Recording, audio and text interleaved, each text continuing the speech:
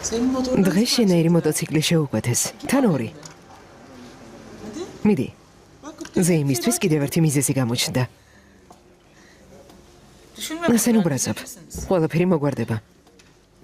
შერიგდებით. კარგია, რომ იმ მოტოციკლით მოიგერბოლა. ილიას. შენი თვა მაყოფ.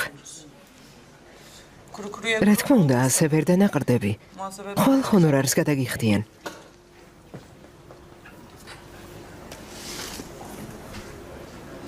სერიოზულად? ხო, ჰელენ, შესანიშნავი ამბავია. მაშინვე სახლს მივხედავ. იქნებ ასიე დამშვიდეს, როცა გაიგებს. რა სახლი? მშენებლობა დაიწყე? არა. ასიესთვის სახლს ვამზადებ. მშობლებს ნაკვეთი აქვს შესანიშნავი ხედით. დიდი ხანი არ გამოუყენებიათ. იქ ასიასთვის შესანიშნავ სახლს ავაშენებ.